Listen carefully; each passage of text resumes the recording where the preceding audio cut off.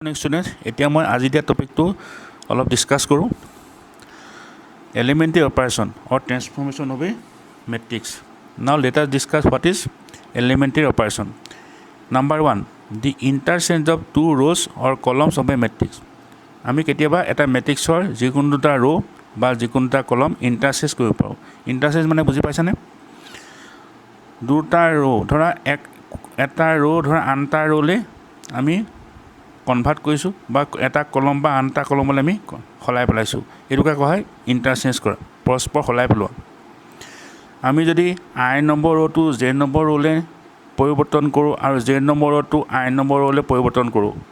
তেতিয়াহ'লে এইটোক আমি এনেকৈ লিখোঁ R I changes to R J and R J changes to R I এই দুইফালে আমি কাৰেঞ্চি দি দিওঁ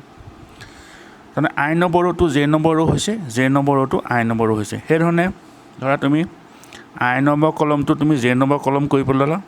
জে নম্বৰ কলমটো আই নম্বৰ কলম কৰি পেলালা সেইটো আমি এনেকৈ লিখোঁ C I changes to C J and C J changes to C I এইটো তুমি দুইফালে কাৰেঞ্চি দিওঁ এটা এক্সাম্পল দিলে বুজি পাবা এটা মেট্ৰিক্স দিয়া আছে সাপ'জ 2 3 1 1 4 6 5 2 8 এইটো মই ইমপ্লাইজ এইটো ইকুৱেল নহয় তাৰমানে ইণ্টাৰচেঞ্জ এইটো ট্ৰেন্সফৰ্মেশ্যন কৰিলে ইকুৱেল হৈ নাথাকে এইটো বেলেগ হৈ যায় সেইকাৰণে মই ইয়াত কাৰেঞ্চি দিছোঁ মই ইয়াত কি কৰিছোঁ মই 2 নম্বৰ ৰ'টো 3 নম্বৰ ৰ' কৰিলোঁ 3 নম্বৰ ৰ'টো 2 নম্বৰ ৰ' কৰিলোঁ মই ফাৰ্ষ্ট ৰ'টো একে ৰাখিছোঁ ফাৰ্ষ্ট ৰ' কি 2 3 1 মই 2 নম্বৰ ৰ' আৰু 3 নম্বৰ ৰ'টো ইণ্টাৰচেঞ্জ কৰিছোঁ তাৰমানে 2 নম্বৰ ৰ'টো মই 3 নম্বৰ পজিশ্যন লিলোঁ 3 নম্বৰ ৰ'টো মই 2 নম্বৰ পজিশ্যন লিলোঁ তেতিয়া কি হ'ব তাৰমানে থাৰ্ড ৰ'টো ছেকেণ্ড পজিশ্যনলৈ ছেকেণ্ড ৰ'লৈ আহিব 5 2 8 আৰু ছেকেণ্ড ৰ'টো ক'লৈ যাব থাৰ্ড ৰ'লৈ যাব 1 4 6 গতিকে 2 নম্বৰ ৰ'টো 3 নম্বৰ ৰ' কৰিলোঁ 3 নম্বৰ ৰ'টো মই 2 নম্বৰ ৰ' কৰিলোঁ গতিকে এইটো তেতিয়া এনেকৈ লিখিম R2 changes to R3 and R3 changes to R2 বুজি পাইছা 2 নম্বৰ ৰ' আৰু 3 নম্বৰ ৰ' মই পৰস্পৰ সলাই পেলালোঁ তেতিয়া এই ট্ৰেন্সফৰ্মেশ্যনটো এইটো হ'ব একেটা মেট্ৰিক্সত মই ধৰা 1 নম্বৰ কলমটো মই একে ৰাখিছোঁ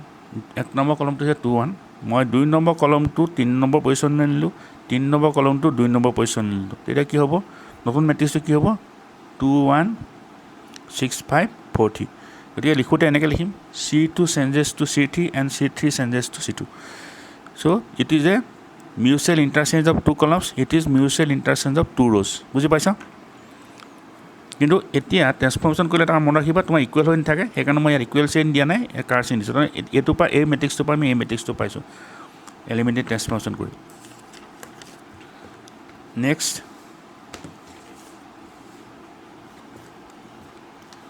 Number 2, the multiplication of the elements of any row column by a non-zero number k. কোনোবাটা ৰো বা কোনোবাটা কলমৰ প্ৰত্যেকটো এলিমেণ্ট আমি এটা নাম্বাৰ কেৰে মাল্টিপ্লাই কৰিবলগীয়া হয় কেতিয়াবা যেনেবা আই নম্বৰ ৰোৰ এলিমেণ্টখিনিক মই কেৰে মাল্টিপ্লাই কৰিলোঁ তেতিয়া কি লিখিব কি বুলি লিখিম R I changes to K R I নাইবা মই জে নম্বৰ কলমটোৰ ধৰা এলিমেণ্টখিনিক কেৰে মাল্টিপ্লাই কৰিলোঁ তেতিয়া কি হ'ব C J changes to K c J এটা এক্সাম্পল দিলে বুজি পাবা মেট্ৰিক্সটো হৈছে 2 3 4 1 5 6 2 8 0 ইয়াত মই কি কৰিছোঁ ফাৰ্ষ্ট ৰ' আৰু থাৰ্ড ৰ' একে আছে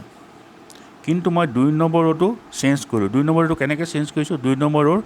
প্ৰতিটো এলিমেণ্টক মই 2ৰে মাল্টিপ্লাই কৰিলোঁ প্ৰতিটো এলিমেণ্টক তেতিয়া কি হ'ব নতুন মেট্ৰিক্সটো কি হৈ যাব 2 3 4 ফাৰ্ষ্ট ৰ'টো একে আছে ছেকেণ্ড ৰ'টো চেঞ্জ হৈ যাব ছেকেণ্ড ৰ'টো কি হৈ যাব ইয়াত যদি প্ৰতিটো এলিমেণ্টকে 2ৰে মাল্টিপ্লাই কৰা কি হ'ব 2 10 12 আৰু থাৰ্ড ৰ'টো একে থাকিব 2 8 0 এতিয়া মই কি কৰিলোঁ কি বুলি লিখিম R2 চেঞ্জেছ টু 2R2 মানে এইটো চাই আমি বুজিব লাগিব যে R2ৰ এলিমেণ্টখিনি 2ৰে মাল্টিপ্লাই কৰা হৈছে গতিকে this matrix changes to this one ঠিক তেনেকৈ আন এটা এক্সাম্পল দিছোঁ 1 5 6 2 4 3 ইয়াত মই কি কৰিছোঁ ফাৰ্ষ্ট কলম আৰু ছেকেণ্ড কলমটো একে ৰাখিছোঁ কিন্তু 3 নম্বৰ কলমৰ এলিমেণ্টখিনিক মই 3ৰে মাল্টিপ্লাই কৰিলোঁ তো 3 নম্বৰ কলমৰ এলিমেণ্ট 3ৰে মাল্টিপ্লাই কৰিলে কি হ'ব 1 5 18 2 4 9 কেনেকৈ লিখিম C3 চেঞ্জেছ টু 3C3 বুলি লিখিম বুজি পাইছানে so' this is the multiplication of the elements of any row' column by a non zero' number k then Number 3, the addition to the elements of any row column the corresponding elements of any other row or column multiplied by a non-zero number কে বুজি পাইছেনে কথাটো মই ধৰা কোনোবাটা ৰোৰ এলিমেণ্টখিনি কিবা এটা number কেৰে multiply কৰিলোঁ multiply কৰাৰ পিছত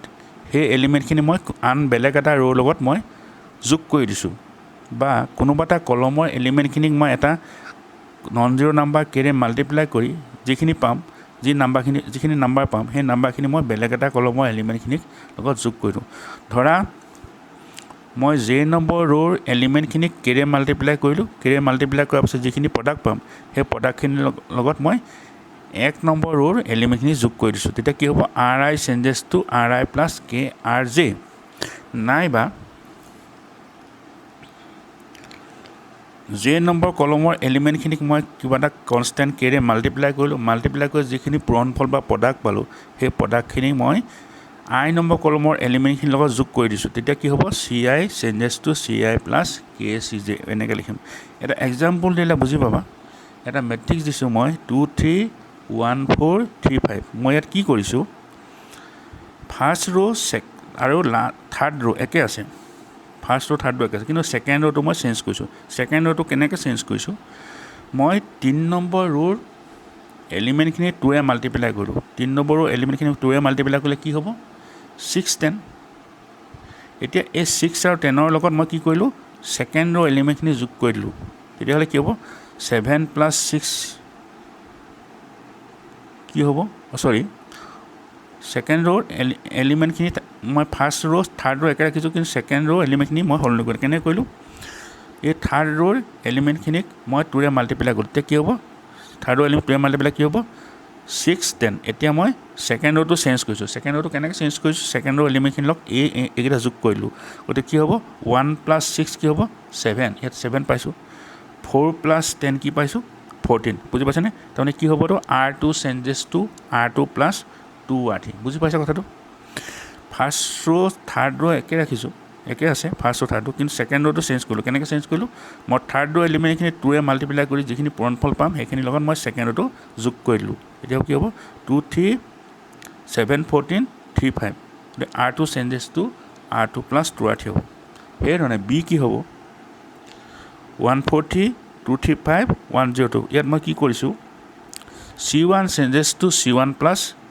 333 মই ছেকেণ্ড কলম আৰু থাৰ্ড কলম একে ৰাখিছোঁ কিন্তু ফাৰ্ষ্ট কলমটো মই চেঞ্জ কৰিছোঁ ফাৰ্ষ্ট কলমটো মই কেনেকৈ চেঞ্জ কৰিছোঁ 3 নম্বৰ কলমৰ এলিমেণ্টখিনি 3 নম্বৰ কলমৰ এলিমেণ্টখিনি 3 মাল্টিপ্লাই কৰিলোঁ 3 মাল্টিপ্লাই কৰাৰ পিছত সেইখিনি মই 1 নম্বৰ কলমৰ লগত যোগ কৰি দিছোঁ এতিয়া 3 নম্বৰ কলমৰ এলিমেণ্টখিনি মই 3 মাল্টিপ্লাই কৰিলে কি হ'ব 3 3 যা 9 এইটো চাইডত লিখিছোঁ 3 5 যা 15 3 2 যা 6 এতিয়া এই এলিমেণ্টখিনিৰ লগত ফাৰ্ষ্ট কলমৰ এলিমেণ্টখিনিৰ লগত মই এইখিনি যোগ কৰিলোঁ এতিয়া কি হ'ব ফাৰ্ষ্ট কলমটো কি হ'ব 1 প্লাছ 9 কি হৈ যাব 10 হৈ যাব 2 প্লাছ 15 কি হৈ যাব 17 হ'ব 1 প্লাছ 6 কি হ'ব 7 হ'ব এতিয়া মই কেনেকৈ লিখিম c1 changes two c1 plus 3c3 বুজি পাইছা next let us come to inverse of a matrix what is inverse of a matrix let A be a square matrix of order n if there exists another matrix B such that AB is equal to I is equal to BA where I is the identity matrix কি মই আগতে শিকাইছোঁ what is identity matrix তোমালোকে শিকিছা where I is the identity matrix of order n then B is called the inverse of A we denote it as B is equal to এনেকৈ লিখোঁ এইটো আমি কওঁ A inverse বুলি কওঁ or it is inverse of A আমি লিখোঁতে a to the power -1 বুলি লিখিছোঁ কিন্তু কওঁতে কি বুলি ক'ম A inverse বুলি ক'ম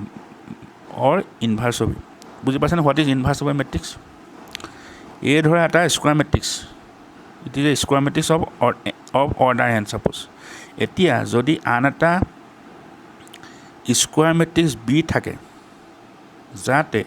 AB is equal to I is equal to BA হয় য'ত where I is the identity matrix of order n য'ত I টো হৈছে n order এটা identity matrix তেতিয়া বিটোক আমি কি বুলি কওঁ এৰ ইনভাৰ্চ বুলি কওঁ বুজি পাইছানে b is called the inverse of a আৰু এইটো লিখোঁতে কেনেকৈ লিখিম এ ইনভাৰ্চ এটা এক্সাম্পল দিছোঁ let a is equal to 1327 b is equal to 7 - 3 - 2 1 এতিয়া এ ইনটু বি কি হয় চোৱাচোন এ ইনটু বি কি হ'ব